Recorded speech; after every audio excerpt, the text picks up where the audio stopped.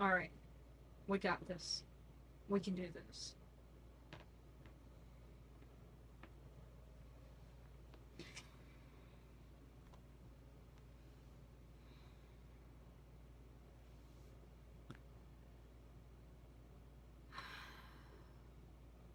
I have a confession to make.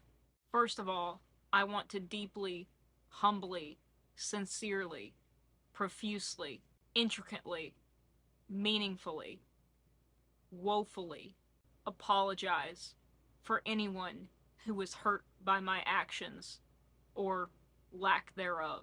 I understand your outrage, and I truly want to thank the internet community for holding me accountable where I would have otherwise totally gotten away with this in real life. My actions were inexcusable, and I'm here to take responsibility and to apologize.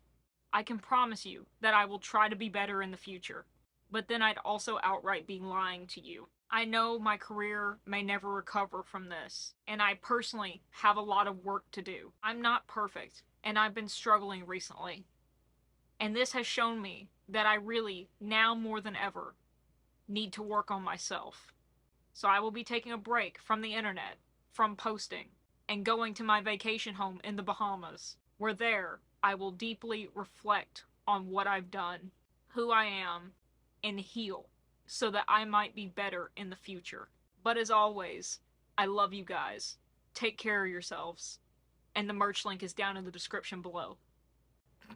Get real. We're writing in a day to remember record. Just kidding!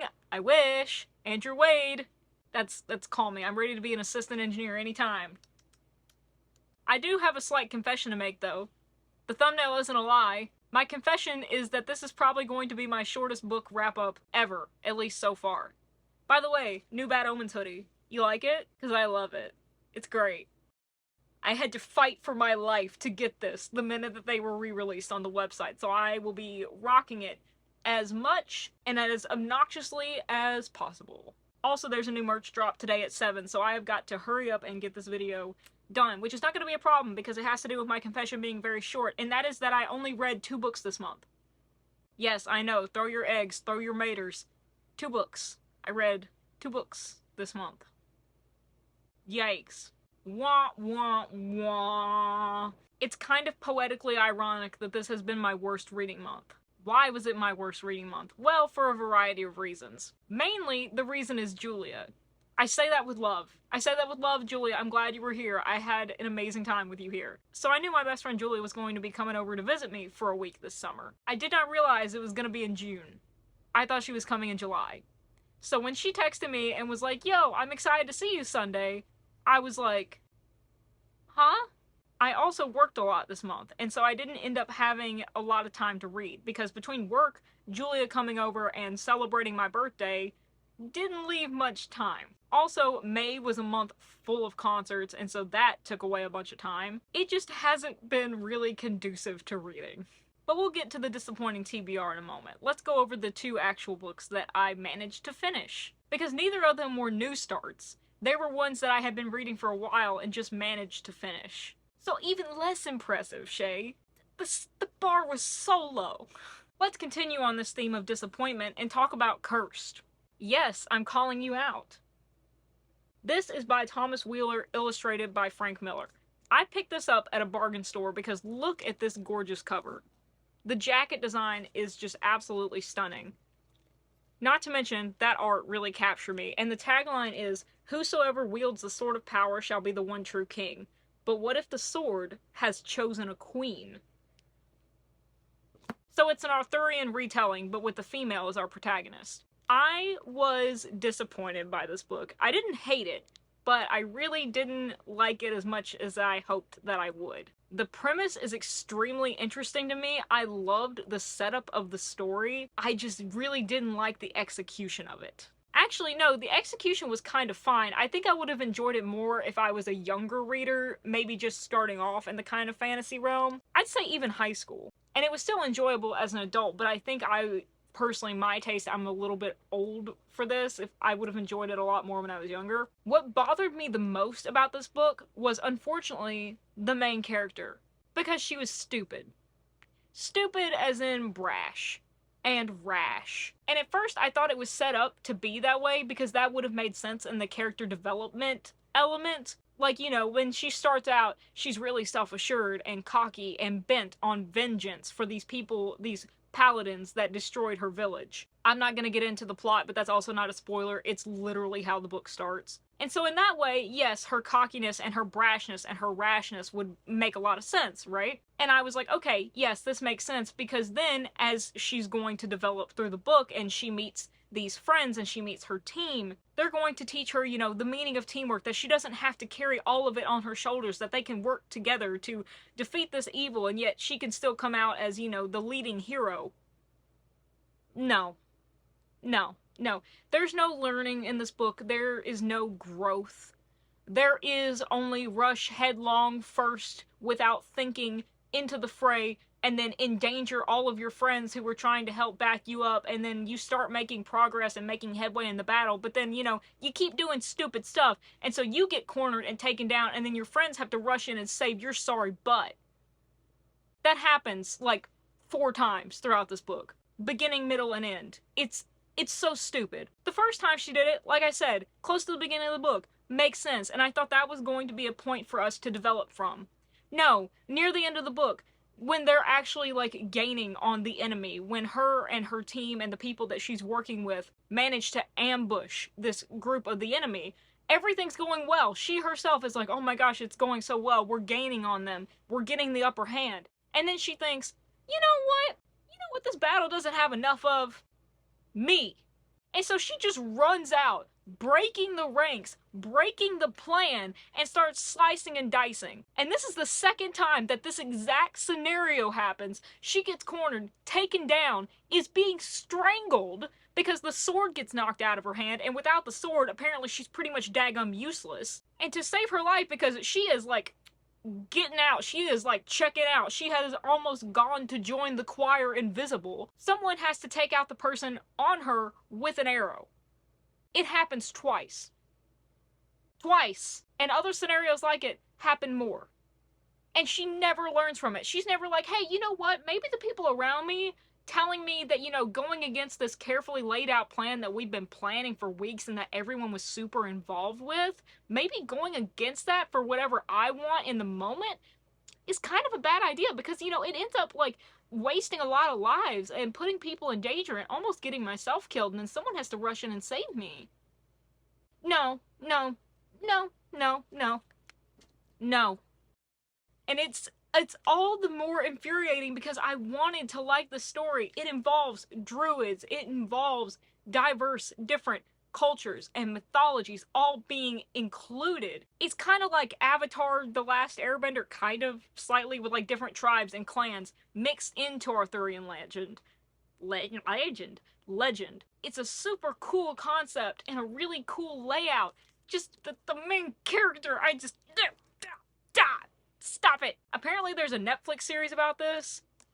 Don't know if I want to watch it, because I'll be rooting for literally everyone but her. I think I'm gonna give this to my cousin to try, because she may enjoy it. Otherwise, I'm just gonna give it to a bookstore. I liked so much about you, and then you had to ruin it. Also, I don't really like a lot of the art. Like, it's good, it's fine, but it's also just not entirely my style. Like, is that David Bowie? Is that Labyrinth? Is this Labyrinth?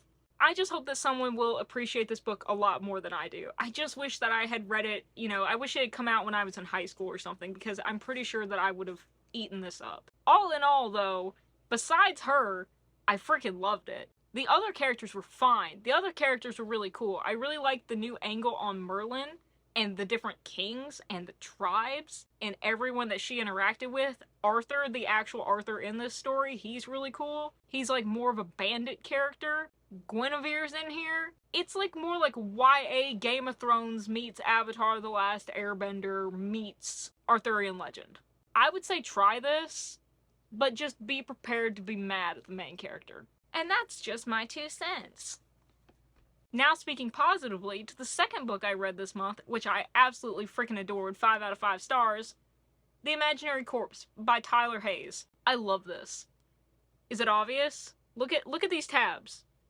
I freaking love this. I actually started to just devour this when reading it, but then I was like, you know what, no, I want to take my time with this because it was just a lot of fun, just good times, but also had a lot of great lessons and a lot of really heart-wrenching and yet heartfelt moments. I also really dig Tyler's writing style because I haven't seen many writers write like this. And I'm gonna sound like I'm tooting my own horn, but it kind of reminds me of how I write, at least in the way that he describes different senses. And obviously I'm gonna like that kind of style of writing because it's how I kind of write. I've talked about this book before when I hauled it. The reason I hauled it is, well, of course the cover caught my eye, but then the review, the blurb on the back, which I usually don't care to read, but it says, "A book as comforting and cathartic as your first knocked out tooth."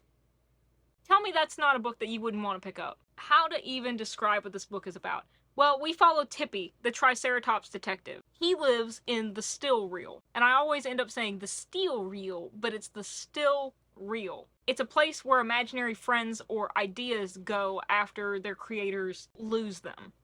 Either they stop believing in them, something unfortunately happens to the person that had the idea, but when their time has ended, they end up in this universe called the still reel. Everything that exists in this plane of existence was once someone's idea or their imaginary thing. There's things that are as big and as kind of abstract as just the giant idea of big business, which is its own city in this world. There's a place just for supervillains.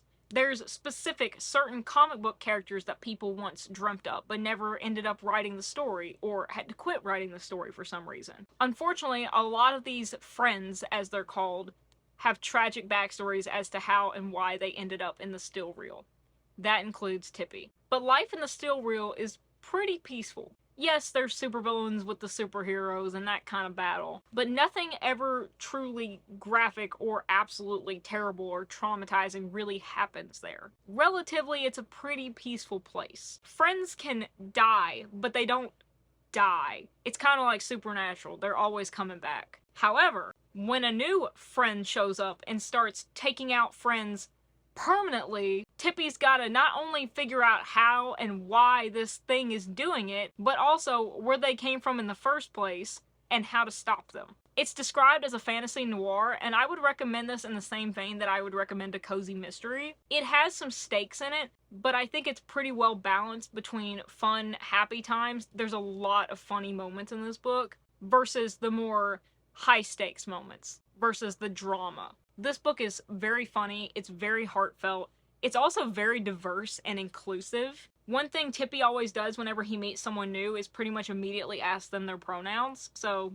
that's kind of nice. It's very inclusive, very diverse, but without being overbearing or mocking about it. It also has great representations of healthy relationships and boundaries. Like, would you expect that from this book? He's able to self-reflect and be like, oh, that wasn't very kind of me to say that to this person when they were feeling this way. I really should go apologize to them. I'll give them their space for right now, and then I'm going to apologize to them. And then we'll talk about what happened.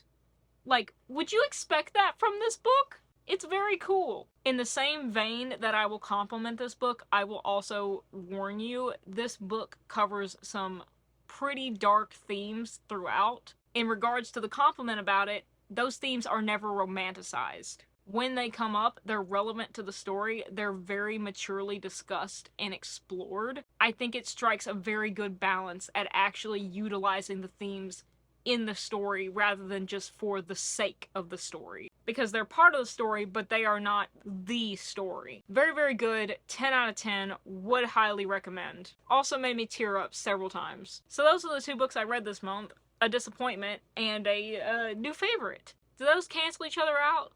I don't know. I'm a little bit extra disappointed in my reading wrap-up for this month because back in May, I made a reading challenge for myself, a TBR challenge. One that was originally only supposed to span the 2 months of May and June, but now I've had to expand into the month of July.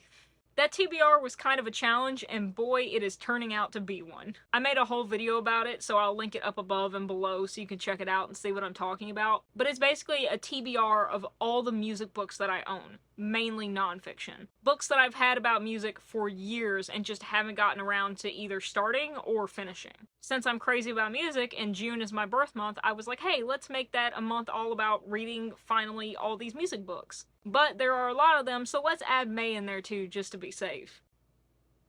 Now I'm having to go to July because June got all topsy-turvy. But honestly, I don't have faith in me finishing all these in July. In fact, I know I'm not. Even if I didn't do anything but read until the very end of this month, I don't think I would finish all these books. And so I'm trying to find an alternate way to complete this challenge. Something I've always known about myself is that I don't stick well to a plan that takes a little bit too long. I'm good for short-term plans, but long plans that stretch over the course of weeks and are kind of malleable and have a little bit too much freedom in them, a little bit too much wiggle room, I just, the ADHD do not like. Therefore, I think it's a lost cause to try and stick to a certain TBR.